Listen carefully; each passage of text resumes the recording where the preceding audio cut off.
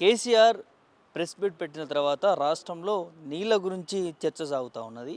So ఒకవైపు ప్రభుత్వం నుంచి గత ప్రభుత్వమే నీళ్లను దుర్వినియోగం చేసింది, దోపిడీ విషయంలో ఒప్పందాలు చేసుకుందని చెప్పి ఉత్తమ్ కుమార్ రెడ్డి కావచ్చు, ముఖ్యమంత్రి మాట్లాడుతున్నటువంటి దాన్ని చూస్తా ఉన్నాం. ఇంకోవైపు బీఆర్ఎస్ పార్టీ నుంచి ఈ ప్రభుత్వము కావాల్సుకొని చంద్రబాబు నాయుడుతోని మరి ఈ నీళ్ళ దోపిడీ చేస్తున్న పరిస్థితులు ఉన్నాయి, ఖచ్చితంగా దీన్ని అడ్డుకుంటామంటూ కూడా ప్రధాన ప్రతిపక్షమైనటువంటి బీఆర్ఎస్ పార్టీ చెప్తా ఉంది. మాట్లాడించే ప్రయత్నం చేద్దాం ఈ అంశంపైన. మనతో మాట్లాడడానికి బీఆర్ఎస్ నాయకులు ఓరుగంటి వెంకటేశం గౌడ్ ఉన్నారు, మాట్లాడే ప్రయత్నం చేద్దాం.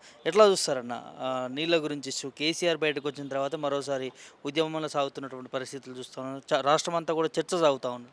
ఇప్పుడు మొన్న కేసీఆర్ ఎప్పుడైతే బయటకు వచ్చిండో ఇక్కడ రాష్ట్ర కార్యవర్గ సమావేశం ఏర్పాటు చేసి తర్వాత విలేకరుల సమావేశంలో చెప్పిన విషయాల మీద సూటిగా సమాధానాలు చెప్పేది పోయి వాళ్ళందరూ కూడా చిన్న భిన్న ఒక అబద్ధాలు మాట్లాడుతూ అపరిపక్వతతోటి ఇక ఉత్తమ్ కుమార్ రెడ్డి మాట్లాడేది ఏంటంటే అన్ని అబద్ధాలు చెప్తున్నాడు.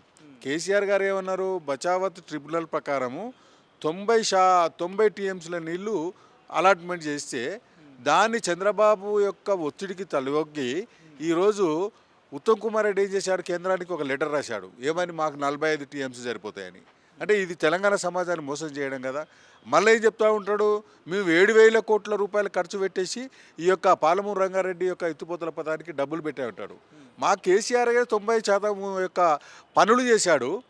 దాదాపుగా 27,000 కోట్ల రూపాయలు ఖర్చు పెట్టి 90% చేస్తే నువ్వు 7,000 కోట్లు అనేది అబద్ధం కదా. అంటే నువ్వు తట్టడు, మా కేసీఆర్ గారు అన్నట్టు తట్టడి మట్టు కూడా ఎత్తిపోయలేదు. ఇది తెలంగాణ సమాజాన్ని మోసం చేయడమే. కాబట్టి ఈ విధంగా కృష్ణా జలాలను ఆంధ్ర ప్రాంతం వారు చంద్రబాబు కేంద్ర ప్రభుత్వం ఒత్తిడి తెచ్చి ఈరోజు దోసుకుపోతుంటే మీరు ఏం చేస్తున్నారు, చూస్తున్నారు.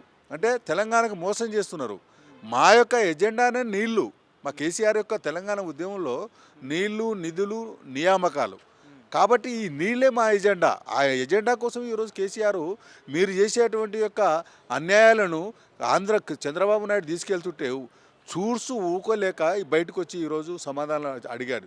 దానికి స్ట్రేట్గా సమాధానం చెప్పండి.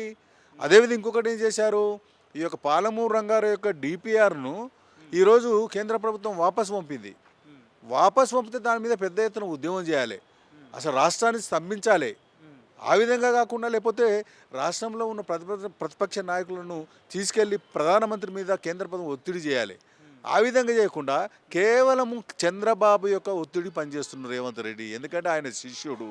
ఈ రకంగా చేస్తున్నటువంటి రేవంత్ రెడ్డి ప్రభుత్వాన్ని తెలంగాణ సమాజం గ్రహిస్తుంది. కాబట్టి కేసీఆర్ చెప్పినట్టు ఆయన ప్రశ్నలకు సమాధానం చెప్పండి.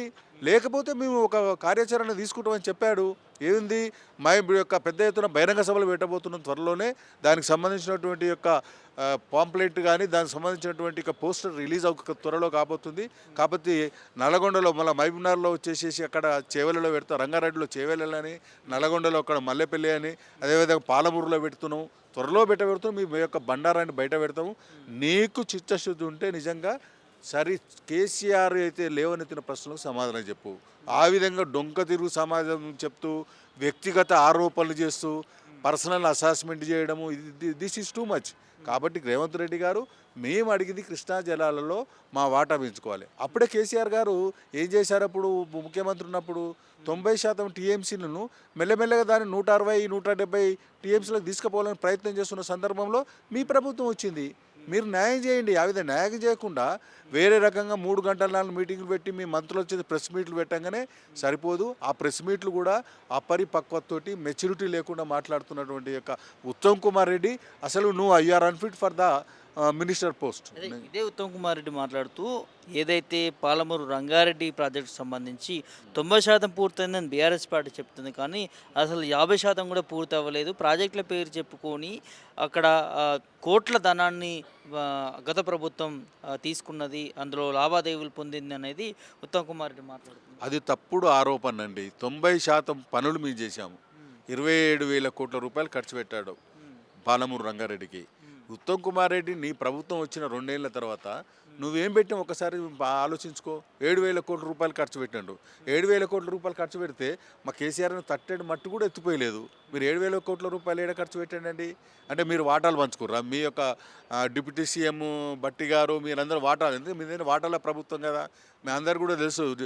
మన డిప్యూటీ సీఎం గారు అంతా 10% మన ఉద్యోగస్తుల యొక్క బిల్లులు పాస్ చేయాలని 10% తీసుకుంటారని, కాంట్రాక్టులో బిల్లులు పాస్ చేయాలంటే 10% తీసుకురని మీ నాయకులే చెప్తున్నారు కదా. మీరు ఎక్కడ చేశారండి? మీరు దాచుకోవడానికి వచ్చారు తెలంగాణ సమాజానికి. కానీ ఈ తెలంగాణ ప్రజలను న్యాయం చేయాలి, వీళ్ళ యొక్క నీళ్ళ దోపిడీని అరికట్టాలి, సంక్షేమ కార్యక్రమాలు చేయాలి, ప్రజలకు ఇచ్చినటువంటి వాగ్దానాలను నెరవేర్చాలనేటువంటి ఒక చిత్తశుద్ధి మీలో లేదండి.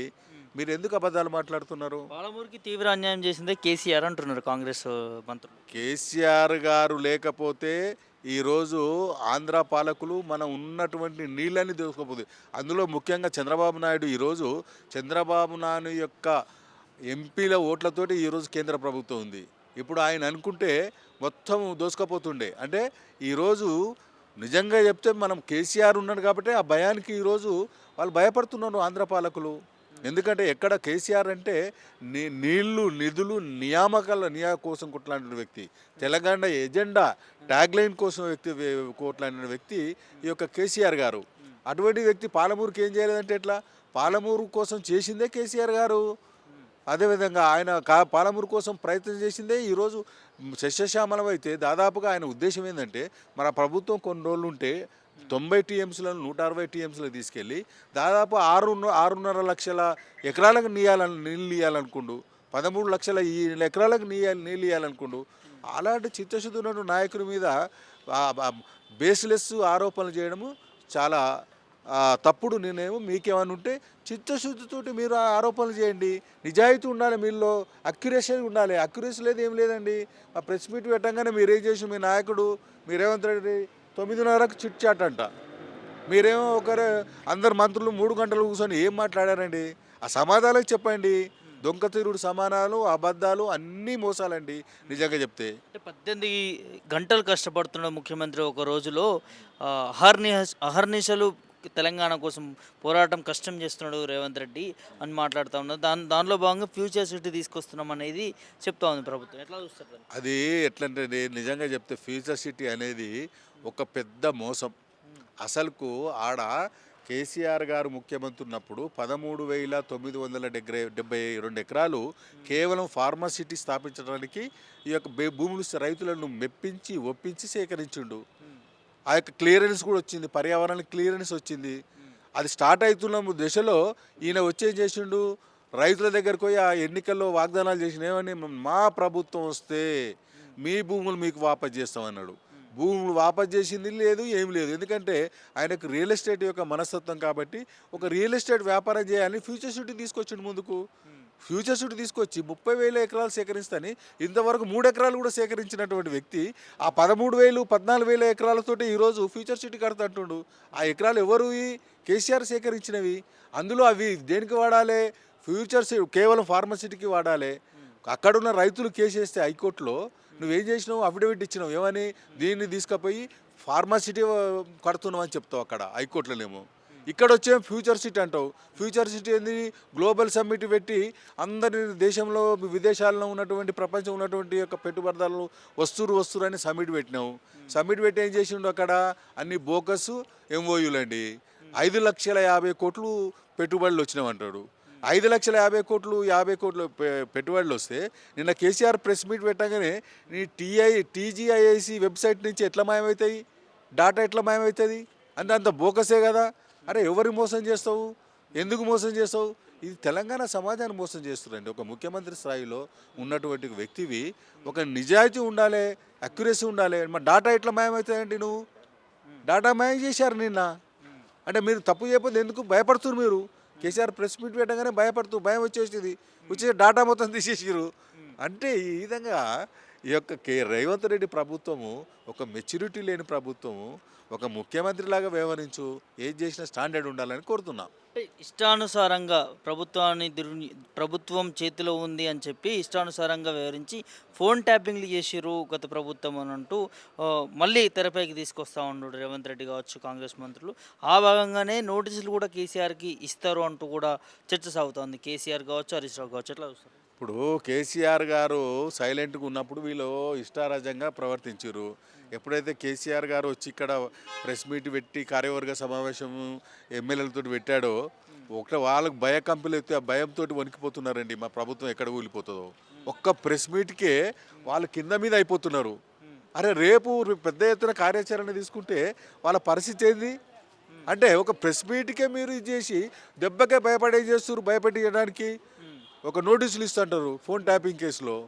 అరే ఫోన్ ట్యాపింగ్ నోటీసులకు ఎవరు భయపడతారు? కేసీఆర్ మన రేవంత్ రెడ్డి గారు మీరు ఇచ్చేటువంటి యొక్క నోటీసులకు మా కేసీఆర్ గారు భయపడరు, హరీష్ రావు భయపడరు, కేటీఆర్ భయపడరండి. తెలంగాణ ఉద్యమం చేసి వచ్చిన వాళ్ళు వీళ్ళంతా జైల్లోకి పోయిన వాళ్ళు, దెబ్బలు తిన్న వాళ్ళు, కేసులు పెట్టించుకున్న వాళ్ళు.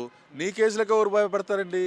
అరే నువ్వు ప్రజలకి ఏదైతే వాగ్దానం చేసినావో 6 గ్యారంటీలని, 420 హామీలని, ఇవన్నీ ఫుల్ఫిల్ చేయి.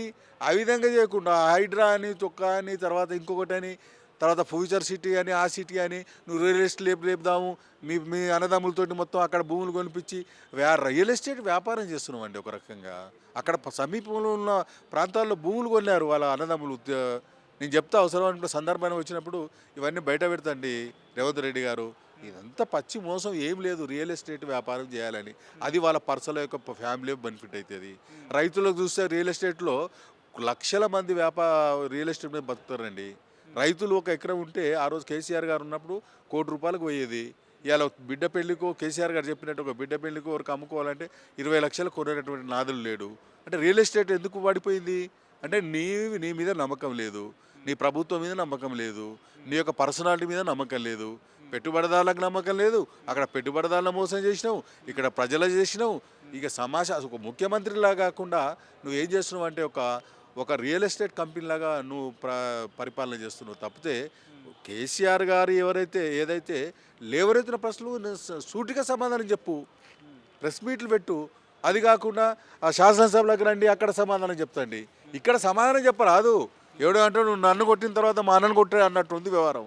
అది కాదు శాసనసభలు. ఎందుకంటే వాళ్ళు ఒక ఎత్తుగడ. ఏమి ఎత్తుగడ అంటే అక్కడ పోయిన తర్వాత వీళ్ళు ఏం చేస్తారు, మైక్ ఇయ్యరు వీళ్ళకు, ప్రతిపక్ష నాయకులకు మైక్లు ఇయ్యరు, మొత్తం వాళ్ళే మొత్తుకుంటారు. తిమ్మిని బమ్మిని చేసి ప్రజలను ఏదో మభ్యపెట్టాలని శాసనసభకు రామంటారు. అరే ఇప్పుడు ఇచ్చినటువంటి ఇక్కడ పెట్టండి, ఇక్కడ చెప్పు. నిజమైనట్టు స్టాటిస్టిక్ ఉంటే, డాటా ఉంటే నువ్వు చెప్పు. నువ్వు టీజీఐఎస్ నుంచి డాటా ఎందుకు తీసేసినావు? 5.5 లక్షల కోట్లు వచ్చింది, దావోస్లో 2.5 లక్షల కోట్లు, మొత్తం 8 లక్షల కోట్లు. అంటే నువ్వు డాటా ఎందుకు తీసేసినావు? అంటే ఇదంతా బోకసు, అబద్ధం. కాబట్టి ఇలాంటి మాటలు మాట్లాడవద్దు రేవంత్ రెడ్డి. నీకు చిత్తశుద్ధి ఉంటే నిజంగా ఒక ముఖ్యమంత్రిగా వివర్తించు, ప్రజలకు సేవ చేయి. కేసీఆర్ గారు ఏదైతే ఉన్నాడు, ఆయన యొక్క ఉద్దేశం ఆయన ఒక ప్రజలకు సేవ చేయాలి, రైతాంగానికి న్యాయం చేయాలి.